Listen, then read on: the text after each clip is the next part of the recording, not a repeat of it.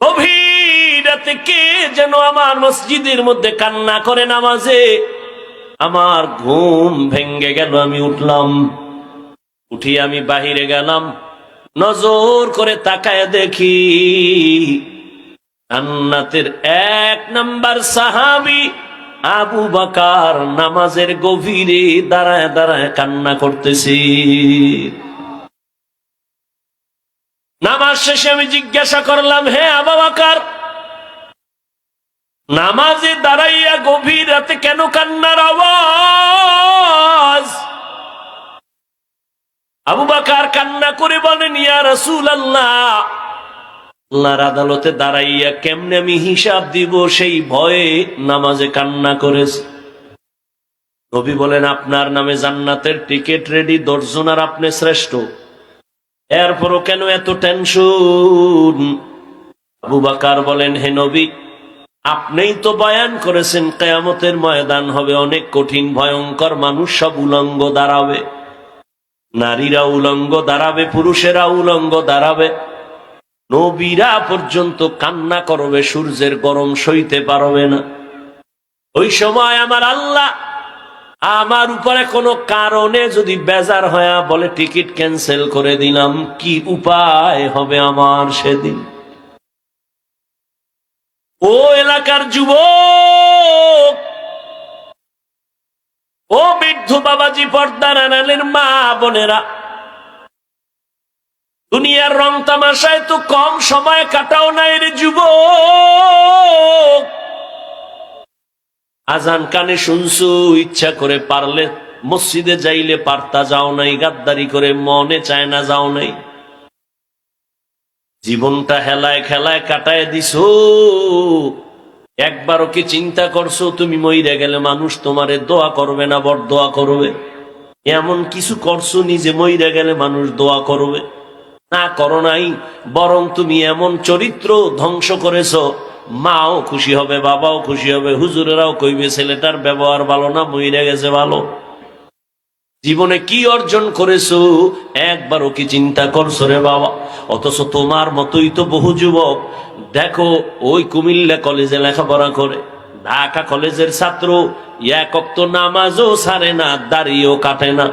সত্য কথার একটু সাক্ষী দেও, আছে না নাই?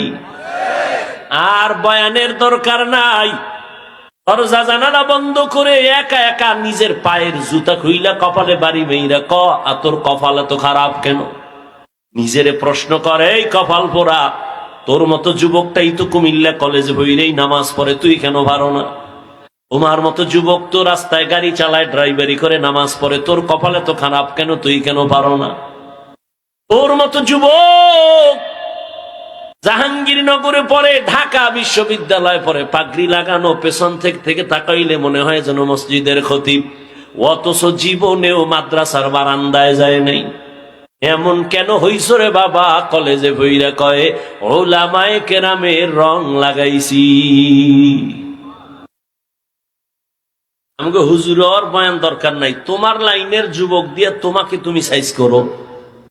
আর যদি কেউ না, হাফিজ ভাই যা বয়ান টয়ান করেন এগুলো তো যা বুঝি, এটি হাসা মিশা সব আউলানো, তাহলে কোরআন শরীফ থেকে খালি একটা ভুল বাড়ি করে দাও, এখন দাড়িটা কেটে ফেলবো, প্যান্ট শার্ট টাই লাগায় এখন নাম রাস্তায় নাচ গানে নেমে যাবো। কারণ আমাদের সবকিছুর মূল কোরআন। আল্লাহ আছে এক, দলিল কোরআন। কিয়ামত হবে দলিল কোরআন। জান্নাত আছে দলিল কোরআন। জাহান্নাম আছে দলিল কোরআন। সবকিছুর মূলে কোরআন। কোরআনে ভুল হলে সব ভুল, একটা ভুল বের করে দাও, আর আল্লাহর পথে ডাকবো না। কিন্তু তুমি কেন ১৫০০ বছর পর্যন্ত বড় বড় পণ্ডিতেরা অপচেষ্টা কম করে নাই কোরআনের ভুল বের করার জন্য। ভুল বের করতে গিয়া নিজের জীবনের ভুল ধরা পড়েছে, মাথা নত করে কালেমা ওয়ালা মুসলমান হয়ে গেছে। তোমার ধর্মের কিতাব কোরআন দেখে বিধর্মী মুসলমান হয়, কিন্তু কি হলো রে যুবক, তুমি কেন নামাজ পড়ো না? কি তোমার সমস্যা বলো? কেন তুমি নামাজ পড়ো না? তোমার পেছনে দেখছো নি কতগুলো টুপিওয়ালা মেহনত করে, আবলিগলাদের মেহনত, পীর মাশায়েখের মেহনত, জুমার দিন খতিবের মেহনত, আমগো বক্তাদের মেহনত, সারাটা বছর সারা দেশে দৌড়াই কুত্তা। নবীজির নামে দরুদ পড়লে গুনাহ হবে? বসে আছেন, পড়লেন না কেন? ভাবে আছেন? পড়েন তো একবার সবাই। নবীজির মহব্বত নিয়ে পড়েন। আবার একবার পড়বেন, 3টা পুরস্কার পেয়ে যাবেন। 1 নাম্বার পুরস্কার, 10টা গুনাহ মাফ হয়ে গেছে। 2য় পুরস্কার, 10টা নেক আমল নামায় যোগ হয়েছে। 3য় পুরস্কার, আল্লাহর দরবারে আপনার মর্যাদা 10 গুণ বেড়ে গেছে। हर के बाशुद आमिले सल्लुम दहम आतिशे दो जुक्शवद बरवाए হারাম। আল্লাহর কাছে তো যেতে হবে, টাকা যাবে? কি নিয়ে যাবেন? হিসাব 2টা, কি নিয়ে যাবেন আর রেখে যাবেন কি, আর কোনো হিসাব নেই। জীবনে এমন কোন আমল আছে যে আল্লাহর কাছে পেশ করা যাবে, আল্লাহ একটা আমল নিয়ে আসছে, এই উসিলায় মাফ করো? নামাজ নাই, রোজা নাই, টুপি নাই, দাড়ি নাই, ইমান আমলের সব ভেতরে ভেজাল, ইবত, শেকায়াত, মিথ্যা, গালাগালি নিয়া মনে হয় যেন একটা গুনার চাদরে জীবনটাকে আটকায় ফেলছে। যুবক বাবারা, আপনারা অনেক দামি মানুষ, আমি বোকা মানুষ। অনেক সময় আপনারা 2-3 জন এক জায়গায় বসে হুজুরগো বোকা বলেন, আর আমারে তো বোকা বলবেনই আরো আগে, কারণ আমার এলেম নাই, আমল নাই, কিচ্ছু নাই। প্রশ্ন করতে মনে চায় আপনাদেরকে, আমার এলেম নাই, আমল নাই, এ কথা আমি বারবার বলি এবং সত্য, এটাই সত্য কথা। আপনারা আসছেন কেন তাও আমি বুঝতেছি না। আপনারাও বলেন আমার এলেম নাই, কিচ্ছু নাই হাফিজ সাহেবের মধ্যে, আসছেন কেন? ভাবতেছি বৈশা বৈশা। কিসসা কাহিনীর ওয়াজ করি, তাও বলেন, তারপরও আসছেন কেন? ভাবেন তো, কত সুন্দর বয়ান করেছেন। এখানে অনেক আলোচক, শোয়েব আহমদ আশরাফি, মুফতি হাবিবুল্লাহ আরমানি, পাকিস্তান, অত্যন্ত সুন্দর তথ্যবহুল পাকিস্তানি ভাষায় বক্তব্য দিয়েছেন। এরপরে আপনাদেরকে আনন্দ দেওয়ার মতো ব্যক্তি একজন শিল্পী কবির বিন সামাদ, আমার সাথে রাস্তায় দেখা হয়েছে, মদিনায় দেখা হয়েছিল, ওমরায়। কলিজা দিয়ে আমাকে শ্রদ্ধা করে, শুধু মোহাব্বত না, গাড়ি থামায় দেখা করছে। বললাম আরো পরে বয়ান করত, অনেক দূরে চলে যাবে। আলহামদুলিল্লাহ অনেক বক্তব্য হয়েছে। এরপরও কেন আপনারা, এক তো কুয়াশা, পানি পড়তেছে, ঠান্ডা, নিচের বিছানাও কোয়ালিটির বাইরে, এরপরও বসে আছেন। 100 জন লোক থাকলে ওখানে 99টা যুবক বসা। ঢুকার সময় কিন্তু বহু বয়ান কানে আসছে, তারা আমার খুব ভালোবাসে, অনেক সুন্দর সুন্দর আওয়াজ দিছে, আরে মোহব্বত কইরা, আমি এই দোষ, আমি এই খারাপ, ওই খারাপ, এর বয়ান শুনে লাভ কি? বহু বন্ধুরা রাস্তায় দাঁড়ায় দাঁড়ায় আমার খুব বয়ান দিছে, আমি গাড়ির ভিতরে বইয়া দোয়া করছি, আল্লাহ এরকম একটা যুবক হেদায়েত পাইলে তো আমি জান্নাত পেয়ে যাব, আমার আর কিছু দরকার নেই।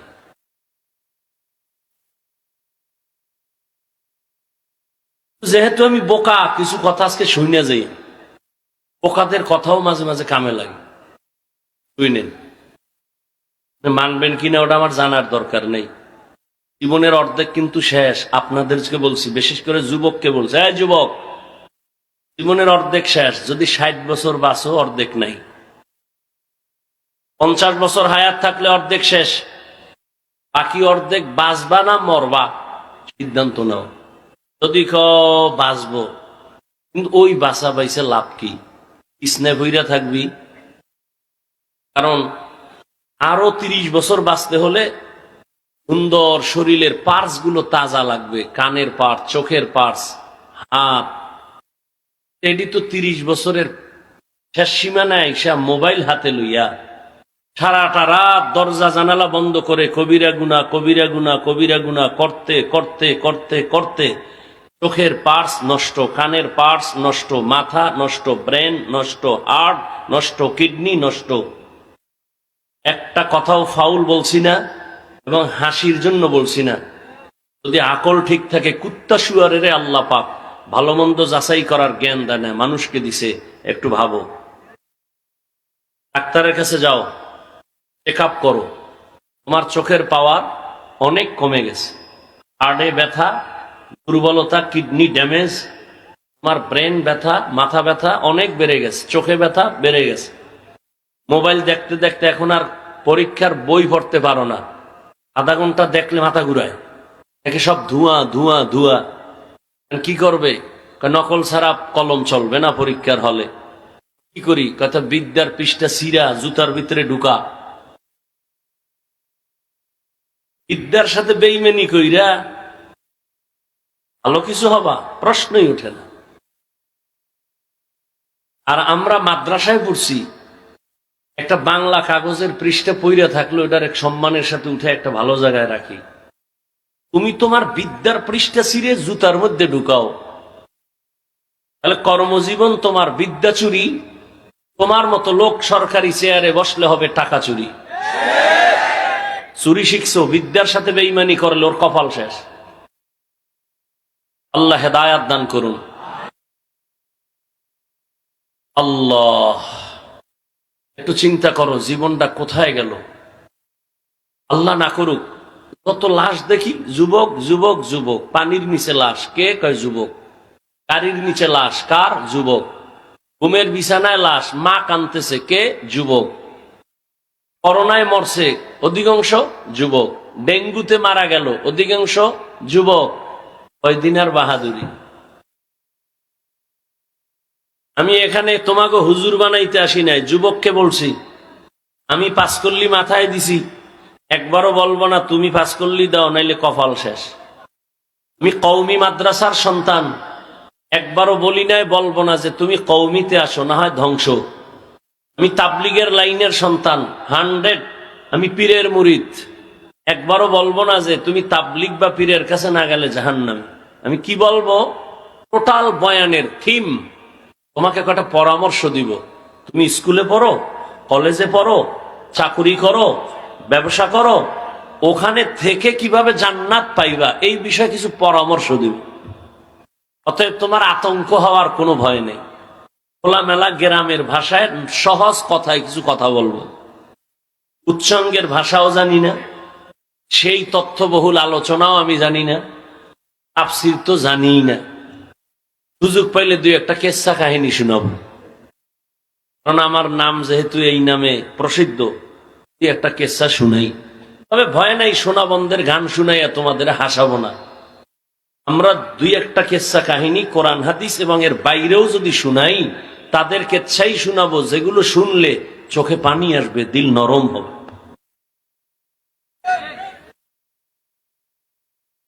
কোন থানা? কুড়িচং থানার ওসি এলাকার থেকে একটা যুবক আসামি অন্যায় করছে, ধৈর্য থানায় নিয়ে, আরে ফিডা, এমন ফিডা দিল কিন্তু কোনো কান্না নাই, চোখে পানি নেই, হুদা একটু চিল্লাইল। আগেই বলছি, মানুষকে বিবেক দিছে, ভাবো, কুত্তা শুয়ারের দেয় নেই, ভাবো। থানায় এমন পিটা দিল, ওই আসামিকে কাঁদে না। আর স্টেজে আলেম ওলামা আল্লাহ ওয়ালারা বয়ান করে, ময়দানে যুবক কাঁদতেছে হাউমাউ করে। একটু ভাবো তো, ওরে মারলো কে? ভাবো, পুলিশে বেত্রাঘাত করে কাঁদে না, কোরআনের বাগানে মানুষ বসে বসে কাঁদতেছে, কারণ কি? ওরে মারলো কে? ভাবো, এটা তো এমন এক প্যান্ডেলে বসছো যে রসুল বলেন এখানে বসার সাথে সাথে জীবনের সব গুনাহ মাফ। সুবহানাল্লাহ আসে না? আসবে কেমনে? সাফার জোরে না দাবি করো আমি রসুলের আশেক, ফজর নাই, জোহর নাই, আসর নাই, মাগরিব নাই, এশা নাই, সারাদিন জবানে মিথ্যা, গীবত, খাও গাঞ্জা, টানো বিড়ি। এই জবানে সুবহানাল্লাহ আসতে তো সময়ের দরকার। আল্লাহ আপনি আমাদের সব ভাইকে হেদায়াত দান করেন। আর এমন তো টেনশন নাই যে হুজুর এত রাত্রে ওয়াজ করবেন, ঘুমান লাগবে, এই টেনশন তো নাই। বাঙালি তো আর রাতে ঘুমায় না, সারা রাত মোবাইলের হক আদায় করে। বউয়ের হক, মা বাবার হক, সন্তানের হক আদায় না করতে পারলেও যথাযথ মোবাইলের হকটা রাতে আদায় হয়। আমরা মোনাজাত ধরি বইয়া, আর মোবাইলওয়ালারা রাতে মোনাজাত ধরে হইয়া। হাসিও না। আমি বলছি কেন, হাসির কথা একটাও বলি নাই। তুমি হাসো কেন? আমি যা বলছি তুমি চিন্তা করলে গভীরভাবে তোমার কান্না উচিত যে আমি এত খারাপ। আমি সারা রাত কবিরা গুনাহ করি, চরিত্র বিক্রি করি মোবাইলের দ্বারা, আমি এত খারাপ, আমার কপালের উপরে কারো যেন অভিশাপ লাগছে। তুমি নিজেকে ভালো মনে করো না। তুমি জানো, আল্লাহ না করুন, বুঝাবার স্বার্থে বলছি, তুমি যদি এখন মরে যাও, কথার কথা, ভিতরে ভিতরে মা কানবে ঠিক, কিন্তু মনে মনে খুশি। হুজুর খুশি, ইমাম খুশি, মুরব্বী খুশি, বাবাও খুশি। কেন জানো? মা মনে মনে কইবে, বাবায় কইব, ছেলেটা আমার ঠিক, কিন্তু ওর চরিত্র এত খারাপ, ও মরে গেছে ভালো হয়েছে, না হয় ওর কারণে আমি সমাজে মুখ দেখাইতে পারি না। এবার বুঝো তো তোমার কপালটা কত খারাপ। তুমি মরে গেলে মা কাঁদবে ঠিক, কিন্তু মনে মনে খুশি হবে, তোমার চরিত্র এত খারাপ। অথচ তোমার মতো একটা যুবক, ফুটান্ত গোলাপ, গোটা পৃথিবীর জন্য একটা আদর্শ। আল্লাহ তোমাকে এমন মেধা দিছেন, টোটাল বাংলাদেশ কেন পৃথিবীকে কন্ট্রোল করা তোমার মেধার দ্বারা সম্ভব। কিন্তু তোমার কপাল খারাপ করে ফেলেছো এই অল্প বয়সে। আচ্ছা বলো তো, 40 বছর পর্যন্ত প্রত্যেকটা মানুষের চেহারা থাকবে উজ্জ্বল, তোমার 25 থেকে 30 বছর বয়স, তোমার চেহারা নষ্ট কেন? তোমার চেহারার মধ্যে নূর নাই কেন? তোমার দিকে তাকাইলে মায়া লাগে না কেন? গুনাহের কারণে আল্লাহ বেজার হয়ে তোমার চেহারার নূর নিয়ে গেছে। কপাল বড় কঠিন, এর নাম কপাল। সামনে গোপনে ইবাদত করে 40 নম্বর মুসলমান, 27 বছরের যুবক ওমর, ওদিকে 11 জন মহিলা মাত্র মুসলমান। মুশরিকরা কি কয়, মুহাম্মদের কাছে যাইতে মনে চায়, কিন্তু কেমনে যাই? ওর ডানে বামে চারদিকে গরিব মূর্খ মানুষ, এরা আইসা পুরা আটকায় রইছে। আমরা সম্ভ্রান্ত পরিবারের মানুষ, আমরা কেমনে যাই? প্রেস্টিজ নষ্ট হয়, সম্মান থাকে। বরিশালে বলে, না খাওয়ার বাহানা ভাজা মাছের ঝোল। কথা আছে, খাইতে চায় না, ভাজা মাছের ঝোল দাও, মানে না খাওয়ার একটা বাহানা। আলেমা তো পড়বে না, মুহাম্মাদের উপর হুদ দোষ চাপায়। আবু জাহিল্লা হাতের মুষ্টিতে পাথর লয়, কে ভাতিজা বলতে পারো কি আছে? নবী বলে, পারি না। পারলে কি হবে? আমি এখন নবী মানবো, কালেমা পড়বো। নবী বলে, আমি বলতে পারবো না। কেন পারো না ভাতিজা? নবী বলেন, আমি তো গাইবের মালিক না, গাইবের মালিক তো আল্লাহ। তবে আমি এতটুকু বলি, এই হাতের মুষ্টিতে যা আসো একটু আওয়াজ দাও তো। তখন নবী কথা বলছেন, পাথরগুলো কালিমায় শাহাদাত পড়তে শুরু করলো। আবু জাহিল্লা পাথর মাটিতে ফালায়, কয়, তুমি ভাতিজা জাদুকর, এটা ভাবি নেই। এর নাম কপাল। আল্লাহ হেদায়াত দান করুন।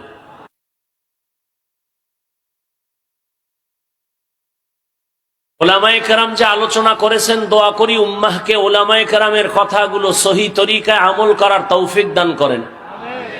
উলামায়ে কেরামের ইজ্জতকে আল্লাহ বাড়ায় দেন। উলামায়ে কেরামের ইজ্জত বাড়লে একটু সমস্যা হতে পারে আপনাদের, না? না, আমিনের আওয়াজ এরকমই ভাবলাম। উলামায়ে কেরামের ইজ্জত বাড়লে উম্মতেরও ইজ্জত বাড়ে। উলামায়ে কেরামের ইজ্জত কমে গেলে উম্মতেরও ইজ্জত কমে যায়। এমনি বুঝাইতে আমার ধৈর্য কতটুকু হবে আপনাদের জানি না। উলামায়ে কেরামের ইজ্জত বাড়া, উম্মতের ইজ্জত বাড়া। কেন? কিয়ামত পর্যন্ত আর 1 সেকেন্ডের জন্য নবী আর দাওয়াত দিতে আসবেন না। আসবেন? সাহাবায়ে কেরাম আসবেন? আইম্মায়ে কেরাম, ইমাম আবু হানিফা, ইমামে আজম, ইমাম শাফিঈ, ইমাম মালিক, ইমাম আহমদ বিন হাম্বল, ইমাম বুখারী, ইমাম মুসলিম, ইমাম তিরমিজি, কেউ আসবেন না। বড় বড় আউলিয়া এরাও আসবেন না। কিয়ামত পর্যন্ত এই জাতিকে জান্নাতের পথে ডাকবেন, সঠিক শান্তির ঠিকানা দিবেন একমাত্র শুধুমাত্র কেবলমাত্র উলামায়ে কেরাম। অতএব কারণ এই উলামায়ে কেরামকে মাথার মুকুট বানায় যে রাখবে, সে দুনিয়াতেও ধন্য, পরকালেও ধন্য। আর উলামায়ে কেরামের সাথে যে বেয়াদবি করবে, ও মরার আগে মরে যাবে। তার মানে রুহু থাকবে, দেহ থাকবে না, বিছানায় পঙ্গু হয়ে পড়ে যাবে। এই বাংলাদেশে যত ঝামেলা দেখো, একমাত্র আলেমদের সাথে বেয়াদবির ফলাফল। একটু আগে বলে আসছি আর এক জায়গায় মাগরিবের পরে, যে আওয়ামী লীগ গেছি গিয়া লাফাইস না, শিক্ষানে জুলুমের ফলাফল এমনই হতে পারে। লাফাইও না, শিক্ষা নাও। তুমি জুলুম করলেও কিন্তু খবর আছে। মুসলমানের আন্দোলন একদিন নয়, মুসলমানের জীবন দেওয়া একবার নয়, মুসলমানের আন্দোলন আজীবন। জীবন দিবে বারবার জালেমের বিরুদ্ধে, ইসলামের পক্ষে। তুমি নাকে তেল লাগায় ঘুমাও, দেশ স্বাধীন। আর ঢাকার শহরে মা বোনেরা স্লোগান দিচ্ছে সাংবাদিকের সামনে, আমগো দেহ ব্যবসার অধিকার আবার ফেরত চাই। তুমি নাকে তেল লাগায় ঘুমাও। মুসলমানের সন্তান আরামে সেদিন ঘুমাবে নিশ্চিন্তে, যেদিন এদেশের ময়দানে মাঠে ঘাটে উলামায়ে কেরাম কলিজা খুলে কোরআনের বয়ান করবেন, কোন সুদখোর আর বেনামাজির অনুমতি নিতে হবে না। মুসলমান নাকে তেল লাগায় আরামে ঘুমাবে সেদিন, এদেশের প্রত্যেকটা মাদ্রাসা মসজিদের কমিটির মধ্যে বেনামাজি সুদখোর থাকবে না যেদিন। শিয়ালের হাতে মুরগি দিছে 3 দিনের আমানত, তার কাছে শিয়াল পণ্ডিত কয় দোয়াও চাই, মাফও চাই, জিন্দা কেন মরাও ভাইতে না। শিয়ালের হাতে মুরগি দিলে যা হয়, ধর্মের চাবি সুদখোর আর বেনামাজির হাতে দিলে তাই হয়। দিছে কে? তার আওয়াজ নেই। দিছে ইসলাম চাই, ভোটের আগের রাত্রে টাকা খাইয়া কেবলা ঘুরাইয়া দিছে। ঠিক নেই? হুজুরগু দিয়া লাভ নাই। হুজুরেরা কি করবে? হুজুরেরাই সব করে, সব করতেছে। হুজুরেরা যা এ জাতিকে দিয়েছে, আল্লাহর কসম পৃথিবীর কেউ এগুলি এই জাতিকে দিতে পারে নাই। যদি বলো হান দিছে, আমার জবাব 5 টাকা দিছে, 5000 টাকার হয়রানি করেছে। উলামায়ে কেরাম নিঃস্বার্থভাবে দিয়েছে। সারা জীবন উলামায়ে কেরাম সরকারি চাকরি করে, বেসরকারি চাকরি করে। ডিউটি কত ভাই? কয় ঘন্টা বলেন না কেন? আর একজন ইমাম মসজিদে খেদমত করে কত ঘন্টা? 24 ঘন্টা। রিমান্ডের শাস্তির মধ্যে থাকে। একক তো নামাজে দেরি হইলে রিক্সা ড্রাইভার কয় গেছিলেন কই? ইমাম সাহেব কয় কে তুমি? কয় রিক্সাওয়ালা। তোমার পাওয়ার 5 টাকা বেতন দেই মাসে।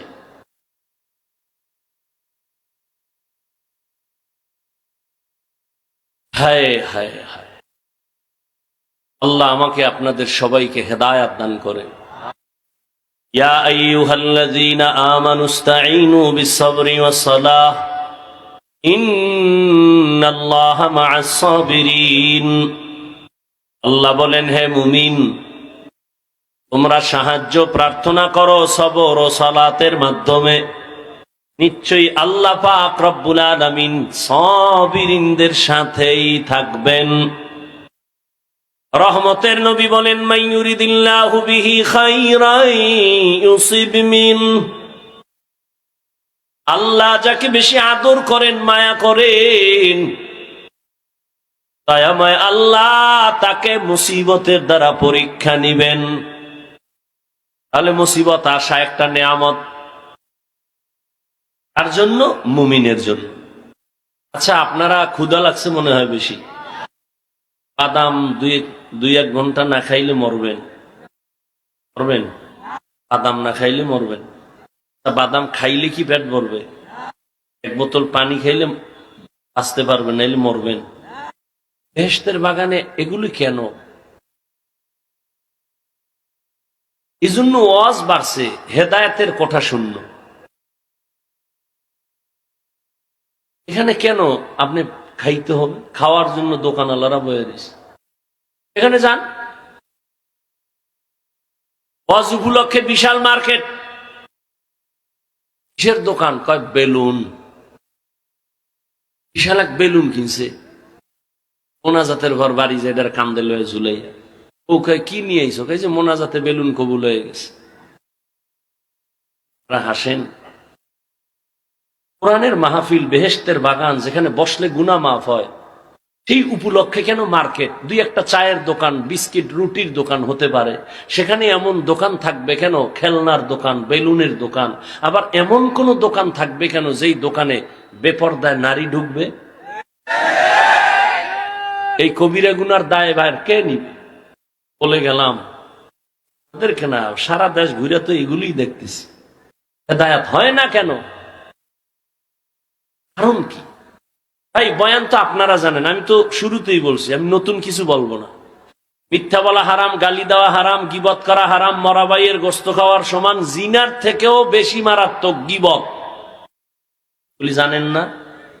বয়ান তো এগুলি করুন, বাইরে তো কিছু না। নামাজ ৫ ওয়াক্ত পড়া ফরজ, মা বাবার খেদমত করা ফরজ, গান শোনা হারাম, নাচ দেখা হারাম, জুলুম করা হারাম, কারো হক নষ্ট করা হারাম, চুরি করা হারাম, ডাকাতি করা হারাম, কাউকে হত্যা করা হারাম। এই বয়ান তো আপনারা সব জানেন। শুধু কি তাই? আমরা এরা যারা বসছি সবাই মুসলমান। আপনার আল্লাহ আমার আল্লাহ এক না আলাদা? আপনাদের নবী আমার নবী, সত্য কথাটা মানেন আর না মানেন, অন্তত একটু স্বীকার করেন। আপনার নবী আমার নবী, আপনার আমার কোরআন, আপনার হাদিস আমার হাদিস, দুনিয়াতে আসছি সিস্টেম এক, আপনার ধর্ম আমার ধর্ম, কালেমা, কাবা সব এক। দুনিয়াতে আসছি সিস্টেম এক না? কুমিল্লাওয়ালারা লঙ্গি ভইরা জন্ম নিছে, সব এক। বিদায় বেলা কাফনের সংখ্যা হবে ৩টা, মহিলাদের 5টা। বক্তা হিসাবে একটা কাফন সম্মানে কেউ বাড়াবে না, গরিব হিসাবে কেউ একটা কাফন কমাবে না। কালার হবে আলাদা, কালারও এক। কাফনের উপরে লেখা থাকবে বড় হুজুরের লাশ, লেখা থাকবে এটা কোটিপতির লাশ। ভাব কেন? আজকে আমি বক্তা বক্তা ভাব, তুমি ক্ষমতা টাকার ভাব। এই ভাবে কি হবে? সাদা কাফনে ঢুকলে সব বাহাদুরি শেষ।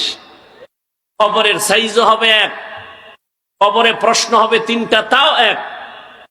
রবের পরিচয় দাও, ধর্মের পরিচয় দাও, রাহমাতুল লিল আলামিনের পরিচয় দাও।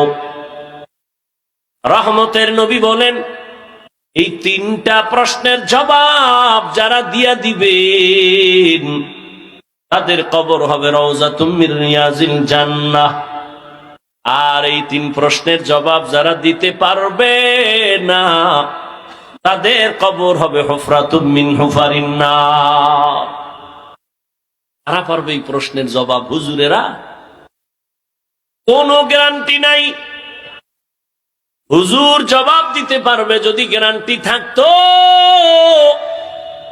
তাহলে 10 জন সাহাবা জান্নাতের টিকিট হাতে নিয়ে সারা জীবন আবার কান্না করে কাটাইতেন না। রহমতের নবী বলেন, আমি আয়েশার হুজরায় শান নামাজের পর ঘুমাই। আমি ঘুমাইলে আমার চোখ বন্ধ থাকে কিন্তু আমার অন্তর ঘুমায় না। রাতের গভীরে হঠাৎ আমার কান সজাগ হয়ে গেছে, কে যেন আমার মাথার পার্শ্বের মসজিদে নববীতে কান্না করে। এই আর একটা কথা বলি নাই, এই জন্য উঠতেছে মনে হয়। বয়ান বক্তার এলেমের আমলের বাহাদুরিতে বয়ান হয় না। সম্পূর্ণ বয়ান নির্ভর করে শ্রোতাদের অন্তরের মোহাব্বত আর আকর্ষণের উপর। জানি না এখানে আপনাদের অন্তরের কি অবস্থা। আমি আল্লাহকে ভরসা কইরা বসছি, কারণ নিজেরে ছোট মনে কইরা বসলে বরকত হয়। আর আল্লাহ আমার মনে হয় এই জন্য ছোট বানায় রাখছে। একদিন এক বড় আলেমরে জিজ্ঞেসিলাম, হুজুর কেন? আমার মনে চায় আমি আরো অনেক উপরে উঠি, লেখাপড়া করি, ইদার যাই। না, যদ্দুর আছেন এই সম্মান কয়জনে পায়? আর এই যে আল্লাহ অনেক উপরে উঠায় নাই, বড় মুফতি হন নাই, এটা হইলে হতে পারে আপনি অহংকারে লাইন ছাড়া হয়ে যাইতেন। আর এখন দুর্বলতা আছে, কানতেছেন। আল্লাহ তো চোখের পানি চায়, বিনয়ী চায়, অহংকার চায় না। জানি না আপনাদের অন্তরের কি হালাত, ওই অনুযায়ী বয়ান হবে। বক্তব্য সব শেষ, বাকি শুধু হাত দুইটা উঠাবো আর আলহামদুলিল্লাহ কয়ে মোনাজাতটা দিব। আর হাত যদি উঠাইয়েই ফালাই, আর জীবনে এখানে আমু কিনা তাও জানি না, বয়ান আর দেখা হবে কিনা তাও জানি না। তবে নিজের কপালটাও নষ্ট করিয়েন না, অন্যেরও ক্ষতি করিয়েন না। কিছু কথা বলার তৌফিক আল্লাহ দিতেছেন, আপনারা দোয়া করলে বলবো, ডিস্টার্ব করেন না, খবরদার। আপনার যদি উঠার ব্যারাম থাকে, ভিতরে ঢুকছেন কেন? আপনি রাস্তায় দাঁড়াবেন, ফাঁকে যাইয়া বাথরুম করবেন, বিড়ি টানবেন, আবার আয়া শুনবেন। চোখের সামনে বসে ডিস্টার্ব কেন? মানুষ ভালো হইতে বহু সময় লাগে, কপাল পুড়তে 1 সেকেন্ড লাগে না। বহু মাস্তান সাইজ হয়ে গেছে, খবর নাই, বিল্ডিং পড়ে আছে, খবর নাই, ও আসমানে না জমিনে। বাহাদুরি কইরো না, মাস্তানি ভালো না সব জায়গায়। বহু মাস্তান রাস্তায় কাইতে ঠ্যাং ভাঙ্গা ঘরে বয়ে রয়েছে। বহু রাস্তায় পাগল দেখছি, পাগল ইংলিশে টকিং করে কিন্তু অস্ত্র অর্ধেক, আরবিতে কথা বলতেছে খুব দ্রুত কিন্তু শরীরের পোশাক অর্ধেক। পাগল। ভাবলাম কারণ কি? পাগল আবার ইংরেজি শিখছিনি কোথাও গিয়া? জবাব আসলো অন্তর থেকে, না। তাহলে এই ছেলেটা স্কুল কলেজের ভালো একটা স্টুডেন্ট ছিল, শিক্ষকের সাথে না হয়, মা বাবার সাথে না হয়, কোনো মুরব্বীর সাথে বেয়াদবি করে পাগল হয়ে গেছে। মাদ্রাসার কোনো ভালো ছাত্র ছিল, বেয়াদবি চূড়ান্ত পর্যায়ে করার কারণে আল্লাহ ওরে পাগল বানাই দিছে। পাগল বানাইতে কি বেটা তোরে আলাদা মেডিসিন লাগে? ব্রেনের একটা তার আউলে গেছে, সব শেষ, কিচ্ছু লাগবে না। ঘুমের থেকে উঠে দেখবি দুনিয়া পুরাটা অন্ধকার। মাকে বলবি, আম্মু আমি তো চোখে ঝাপসা দেখি। কি হইল? আম্মু কান্না করে, আর মাওলায় না দিলে আর হবে না।